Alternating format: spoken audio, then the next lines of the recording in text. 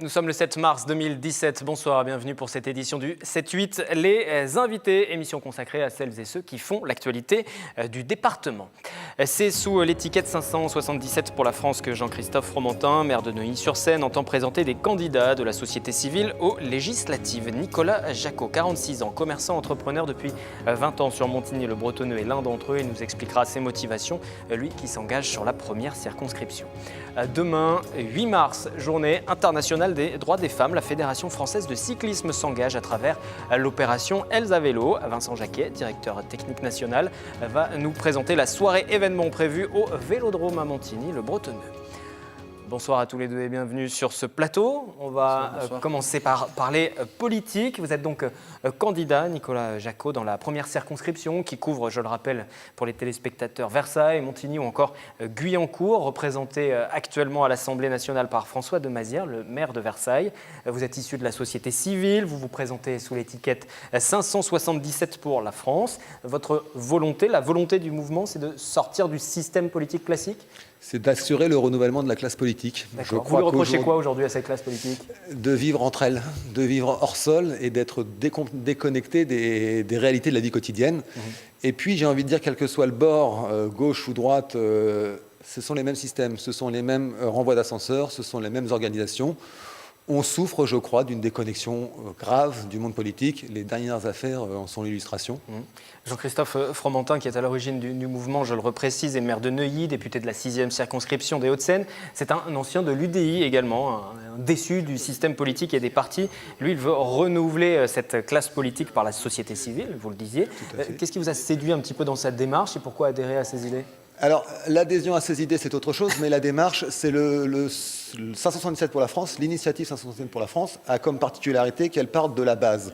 C'est-à-dire que dans le processus, Jean-Christophe Fromentin a été, comme vous l'avez dit, élu député en 2012. Il s'est rendu compte à l'Assemblée nationale de ce que je viens de vous dire, à savoir la déconnexion profonde entre les élites qui nous dirigent et qui font la vie quotidienne, car un député vote des lois qui s'appliquent directement et qui jouent sur les Français. Il s'est rendu compte du fonctionnement intrinsèquement endogène de ces hommes politiques. Et du coup, j'ai entendu parler de son expérience. Je suis un garçon qui habite Montigny depuis 25 ans, qui a un commerce de reprographie sur la ville nouvelle. J'entends tous les jours des Français de toutes sortes. J'ai une vision de la société française très régulière et je constate ce désarroi, je constate l'impuissance des gens à faire avancer leur vie, à ne pas comprendre les lois qui sont prises. Et le mouvement 577 pour la France, d'abord, le parcours de Jean-Christophe Fromentin, qui a été élu en 2008 à Neuilly contre, je dirais, le système sarkozyste et le système de l'UMP de l'époque, de l'époque. Et son parcours est une réalité, c'était fait. C'est-à-dire que ce n'est pas du discours, c'est pas on va faire des trucs super bien, vous inquiétez pas, suivez-moi. C'est de dire un jour je me présente contre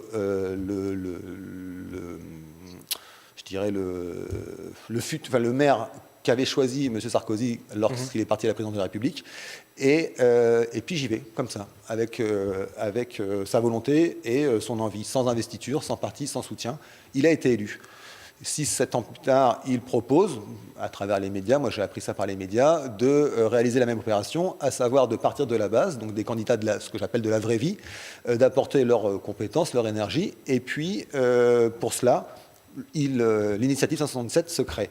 Elle dit quoi ? Elle dit il faut signer une charte, on se reconnaît dans certaines valeurs, la principale à mes yeux est la tolérance.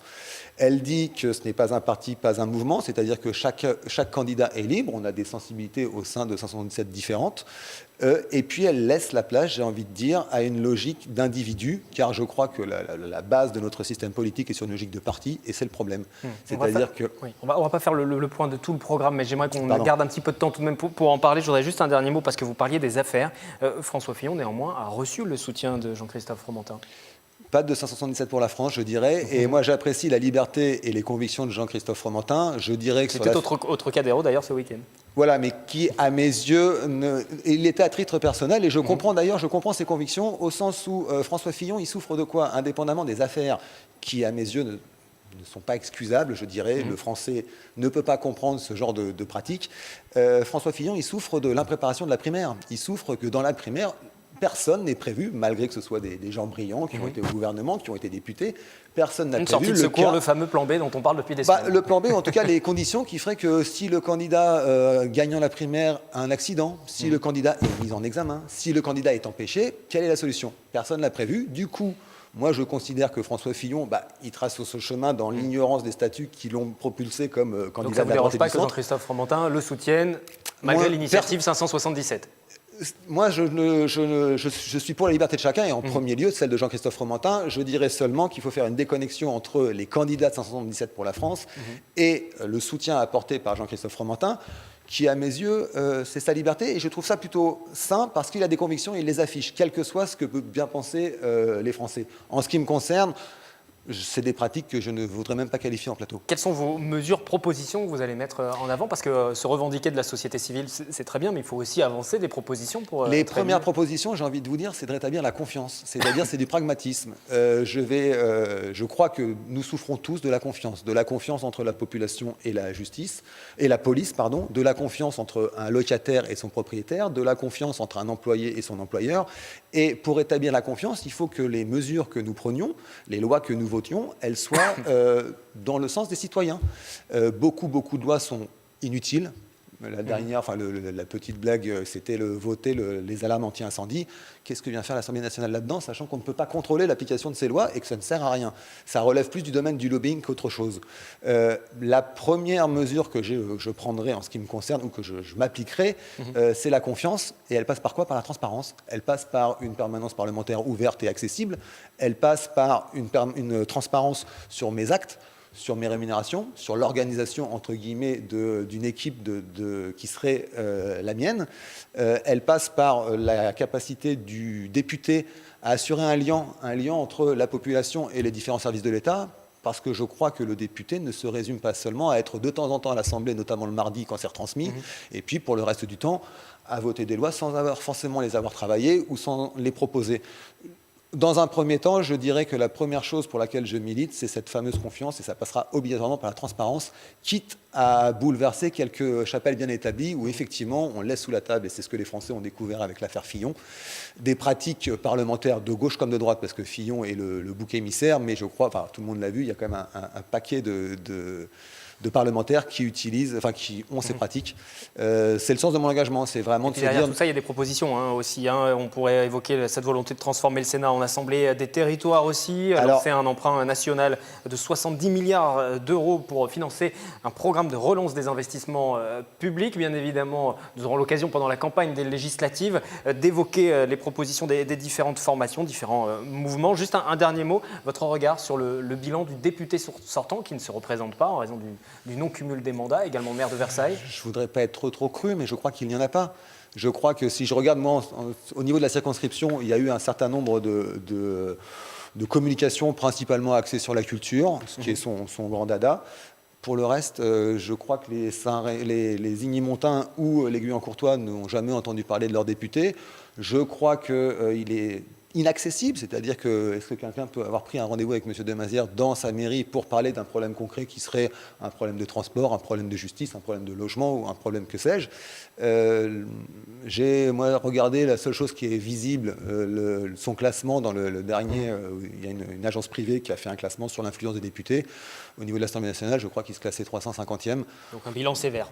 Un bilan très sévère, et je crois que M. Demazière, qui ne se succédera pas tout à fait, est un peu l'image du député type, qui est un haut fonctionnaire, qui a dirigé des choses publiques et qui, je ne suis pas certain qu'il ait un jour cherché un logement, qu'il ait un jour cherché une place en crèche ou un jour réglé un problème. Et je vous arrête là, on aura l'occasion d'en parler lors des prochains débats avec l'ensemble des candidats qui seront organisés. Vous restez néanmoins sur le plateau.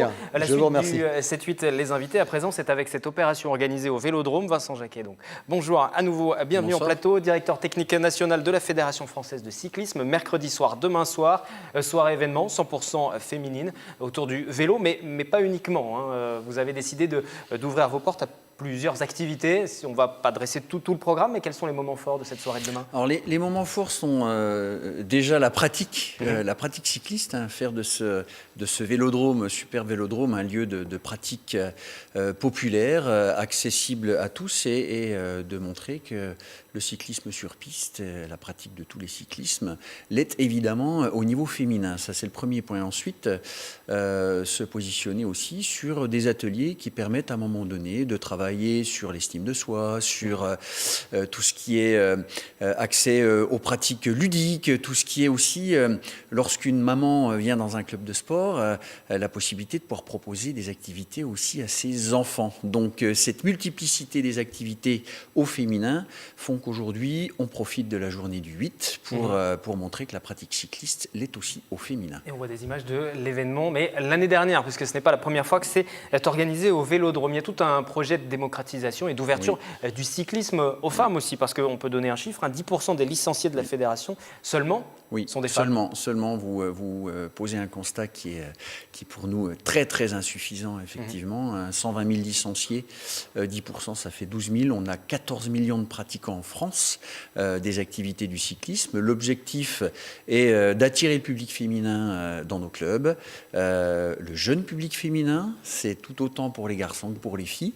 Donc on a toute une démarche pédagogique qui a été engagée de par ce coup de lancement l'année dernière, à la même date, hein, c'est la 2e édition, de pouvoir doter les clubs, doter les acteurs du cyclisme en France d'un kit pédagogique qui permet de monter des programmes au féminin, d'accueillir les féminines dans les clubs, de développer la prise de responsabilité de nos féminines dans les actions dirigeantes. Donc réellement, toute une démarche qui va nous permettre, d'une part, de montrer que le cyclisme, c'est au féminin, mais aussi de fidéliser et de développer toutes ces actions. Qu'est-ce qui explique que ce soit si difficile de séduire ce public féminin autour du cyclisme? Parce qu'on a souvent eu tendance à travailler sur l'image de la sportive de haut niveau, qui ne parle pas à tout le monde.